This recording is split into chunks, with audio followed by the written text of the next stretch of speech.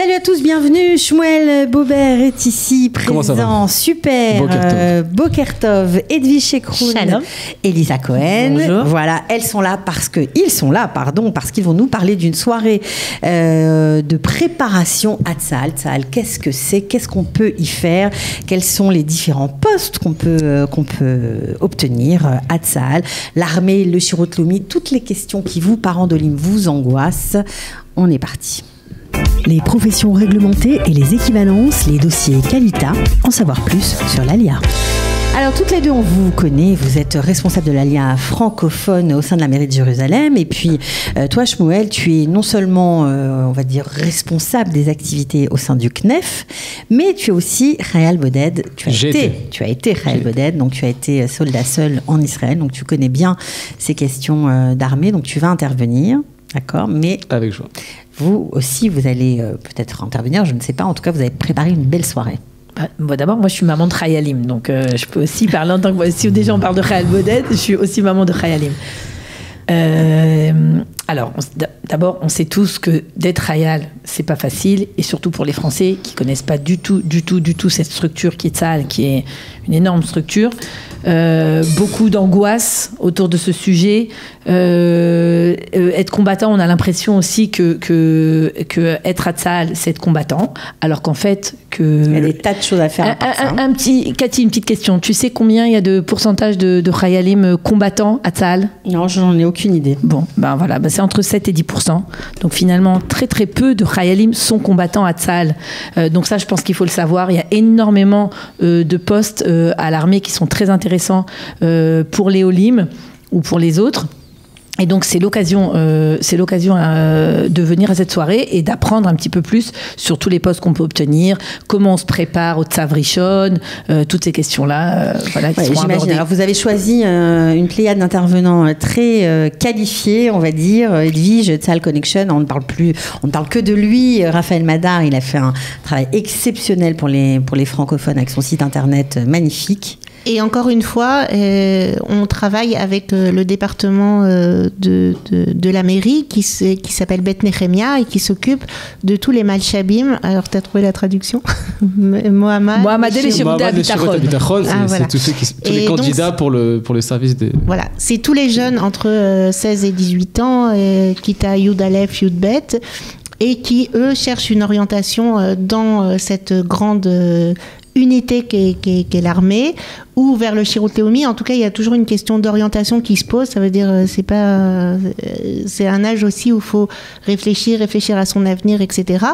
Et donc, Bet Nechemia, avec une équipe très dynamique. Et Bet Nechemia, c'est que pour les francophones ou c'est pour tout le monde? Non, c'est pour tout le monde. D'accord. Il s'occupe de tous les jeunes sur Jérusalem qui sont appelés, en fait, et donc donnent du conseil dans les écoles. Ils sont dans Abou Tor, ils ont un très très beau local. On peut aller les voir pour leur parler. On peut aller les voir, on peut leur parler. Ils reçoivent les parents, ils reçoivent les écoles, ils reçoivent les mechanchim, ils passent dans les écoles. Enfin, ils ont énormément d'actions pour aider les Israéliens à être bien orientés. Et donc, ils se sont rapprochés de nous en disant, on voit qu'il y a beaucoup d'Olim et on a du mal à communiquer avec les parents. Donc, est-ce qu'on peut organiser une soirée pour les francophones? C'est la 3e soirée qu'on organise comme ça. On en organise à peu près une par an. Et donc faut pas la rater. Faut pas la rater. L'année dernière, il y a une centaine de personnes qui sont arrivées et qui se sont venues. On va continuer d'en parler. Juste, on donne la date, le lieu. Donc c'est lundi 18 février 2018. À partir de quelle heure? 2019, Cathy. 2019. Je sais pas. Bonne année, Cathy. Bonne année. Voilà, 2019, ça va, vous ne l'avez pas encore raté, c'est bon, vous pouvez y aller. Tout savoir sur l'armée, ça sera où exactement et à quelle heure? D'abord, c'est pour les parents, mais surtout pour les jeunes, en fait. C'est pour les deux. Donc, il faut venir avec ses parents. Il faut venir avec les jeunes et les parents. C'est dans le quartier de Abou Tor, pas très loin de Arnona et de Baka. Voilà. Petit truc qui s'appelle rue Ishaï, c'est magnifique. D'accord, 14 rue Ishaï à Abou Tor. Ok, donc évidemment, on comprend quand on vous entend que c'est pour les filles et pour les garçons. Complètement. Aujourd'hui, la question de l'armée pour les filles se pose très clairement. S'il y a quelques années, les filles religieuses même n'allaient pas du tout à l'armée, aujourd'hui, même les filles religieuses préfèrent aller à l'armée. Pas préfèrent, mais il y en a certaines préfèrent aller à l'armée. Donc ce sera aussi l'association Alouma qui s'occupe des filles religieuses à l'armée sera aussi présente pour donner des réponses à ces filles-là qui se posent la question, l'armée ou le Shirut Leumi. D'accord. Alors on a le CNEF, Tzahal Connection qui fera partie de la soirée. Beth Nehemia, vous en avez parlé. Il y a aussi Nathan Bennett-Baz qui travaille sur un nouveau projet qui a été initié par Kalita et par le gouvernement. C'est un programme gouvernemental pour aider la jeunesse après l'école. C'est eux qui vont organiser des programmes dans les matnassim, des espèces de... Je sais pas comment on peut traduire ça. C'est un programme d'éducation informelle en fait. Voilà, un programme d'éducation informelle. Et les matnassim, c'est les centres communautaires dans les quartiers. Voilà, exactement. Voilà, on sait tout. Alors, vous allez parler de quoi, vous, Shmuel? Toi, Shmuel? Du CNEF. Alors, déjà, le CNEF sera présent là-bas sur place. Entre autres, il y aura Nathan Bennett-Baz, comme on a dit, il y aura beaucoup d'autres grands mimes. Mais le CNEF, il faut savoir que nous, on est là. Déjà, la personne, le jeune, il arrive en Israël, il connaît rien, il sait pas comment ça marche, mais il sait pas comment ça marche également les études. Donc nous, déjà, vient vous voir. Il vient nous voir pratiquement tous les jours. On a des gens qui viennent nous voir ou physiquement ou via le mail ou le téléphone même. Ils viennent au CNEF et ils demandent comment ça marche au niveau de mon âge pour les études, mais si je vais faire les études avant, les études après, si je dois faire l'armée, toutes ces questions-là. Nous, on ne dira jamais. Bon, bref, toutes ces questions-là, ok. Il connaît pas le système, il sait pas comment ça marche. Alors on va le conseiller en fonction de son profil. On va dire non, pour toi, ça serait mieux de faire d'abord les études, ensuite l'armée, ou l'inverse. Comment ça marche? Qu'est-ce que ça engendre? Donc toutes ces questions-là, on va y répondre pendant cette soirée. Exactement, il y aura quelqu'un du CNEF qui sera sur place. Et qui pourra répondre. Alors forcément, on ne peut pas répondre en l'espace de 2 minutes. Okay, non, c'est sûr. On essaiera de donner un maximum d'informations, mais l'idéal, c'est de fixer complètement un rendez-vous qui dure 1 heure avec... C'est une vraie prise de contact en fait. Au CNEF, c'est un vrai rendez-vous.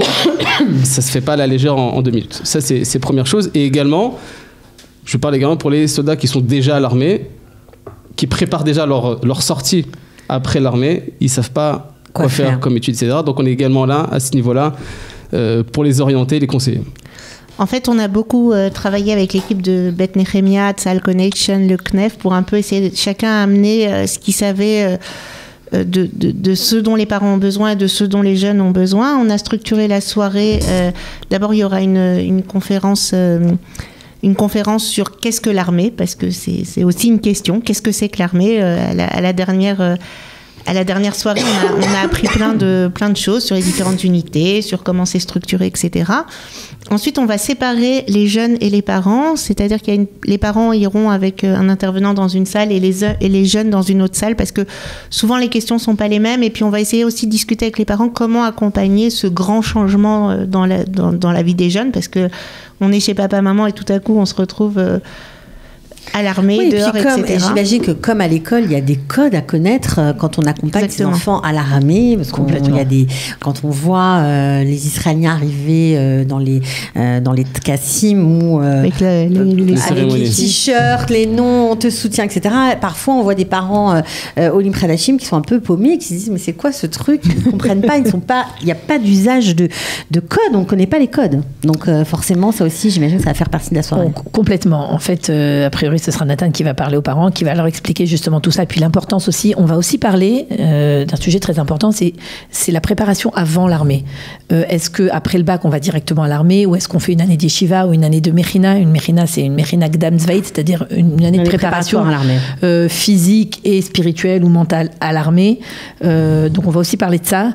Est-ce que c'est important? Est-ce que c'est pas important? Pourquoi c'est important? Parce que souvent les parents français aussi disent c'est une perte de temps, pourquoi on va faire une année de mechina? Autant aller directement à l'armée pour un peu se débarrasser. Et on sait combien c'est important de faire cette préparation avant d'intégrer l'armée. Donc quand on n'a pas grandi en Israël, surtout quand on n'a pas grandi en Israël, plus d'importance. Ouais. Et à part ça, dans la soirée, il y aura un temps, puisque toujours on essaye de partir du groupe et d'aller vers l'individuel, donc il y aura un temps avec des stands de différentes méchinot, du Shirut Leumi, comme l'a dit tout à l'heure, Alumot sera là. Ça veut dire qu'ensuite, il y aura un temps où il pourra y avoir un conseil individuel aux parents, aux parents et aux jeunes en même temps, parce que c'est souvent aussi important de parler aux deux en même temps pour pour les mettre en phase. Et donc, du coup, il y aura la dernière partie de la soirée sera consacrée à l'accompagnement individuel avec toute l'équipe qui sera là, qui va rester, qui sera prête à répondre à toutes les questions. L'équipe du CNEF, de Tzahal Connection et tous les gens qui sont intervenus au long de la soirée seront là pour répondre à toutes les questions. Donc on comprend que comme pour l'ALIA, une bonne préparation égale une meilleure intégration. Pour l'armée, c'est exactement la même chose.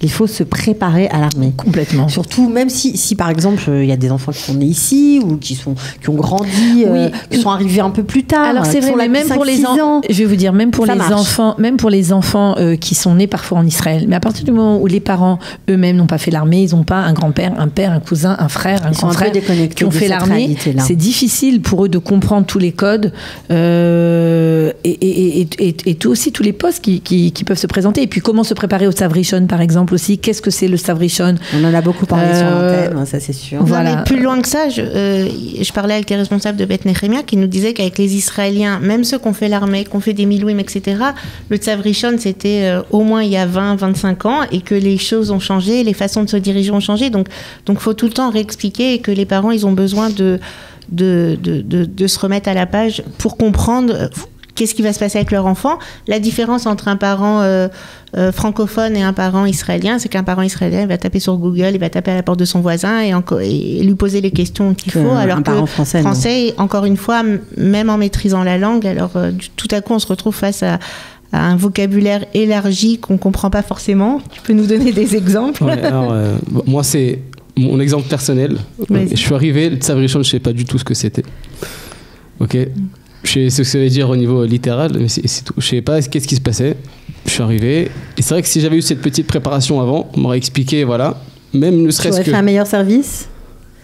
Peut-être, on ne sait pas. Non, je ne sais pas. En tout cas ça aide énormément. Ok. On arrive dans un endroit, il se passe plein de choses, on a des vérifications médicales, après on a un entretien, après on a des tests à faire, on a beaucoup de choses à faire en fait.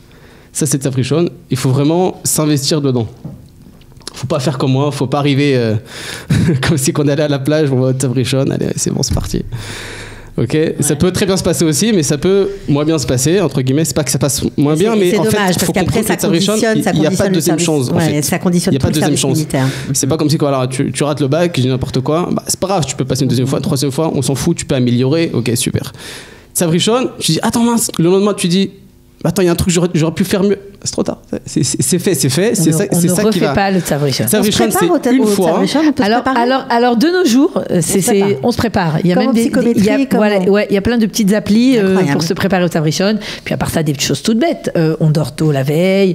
On arrive avec à manger parce que ça dure pratiquement une journée entière. Bon, enfin, plein de petits trucs comme ça dont on parlera. Le 18 février. Le 18 février. Bon, alors si vous êtes sur les starting blocks, si votre fils, on peut venir à partir de quoi? Quand on a à quel âge? Moi, je dis que quand on est au Lech Hadash, c'est bien de venir tôt parce que c'est vrai que les Israéliens, ils connaissent plus le système. Dès que vous avez en général, le Tzav Rishon, ça se passe en Kita Yud Aleph. Donc, même venir en Kita Yud, c'est très bien. Si vous avez des enfants en Kita Yud, venir même donc avec vos enfants, c'est parfait. Parce que les jeunes eux-mêmes commencent à entendre leurs copains quand parlent, qui se posent des questions, etc. Ouais. Donc c'est toujours bien, en tant que parent, de s'intéresser au sujet et puis ensuite tranquillement. Donc même si vos enfants parlent parfaitement l'hébreu, si vous parlez un peu moins bien l'hébreu, ou tout simplement, parce que même parfois c'est compliqué d'aller à la source de cette information. Donc là, ils vous ont préparé une soirée où il y a tout le monde. Alors même si vous êtes hébraïsant, mais que vous n'avez pas encore d'enfant à l'armée, vous ne savez pas comment ça marche, venez, ça va être facile, c'est facilité. On dit merci à la mairie de Jérusalem. C'est le lundi 18 février 2019. Bien sûr, tout savoir sur l'armée, une soirée de préparation pour éviter que vos enfants galèrent tout simplement, voilà, pour leur faciliter la tâche, parce que même si eux parlent hébreu, même si eux sont déjà comme des poissons dans l'eau dans cette société israélienne, ils ont quand même besoin du soutien de leurs parents. Et puis aussi, c'est aussi beaucoup pour rassurer les parents, hein, parce que des fois, les enfants aussi sont complètement intégrés, ils se débrouillent très très bien, ils savent très bien ce qu'ils veulent, ils savent faire leur choix, mais les parents sont un peu stressés. C'est aussi pour rassurer les parents, leur expliquer un petit peu comment ça marche, parce que les enfants ne racontent pas toujours aussi à leurs parents comment ça marche. D'accord. Bon, bah alors, détail technique. Oui, bien sûr. Alors, c'est une soirée qui est réservée aux parents et à leurs jeunes, gratuit, donc l'entrée est libre. Ouais. Inscription par le lien qu'on remettra dans les commentaires sous la vidéo. On vous attend nombreux. Eh ben voilà, ok. Merci beaucoup à tous les trois d'être Merci. venus. Bonne journée. Bonne journée, à bientôt. Au revoir. Ciao. Les professions réglementées et les équivalences, les dossiers Qualita, en savoir plus sur l'ALIA.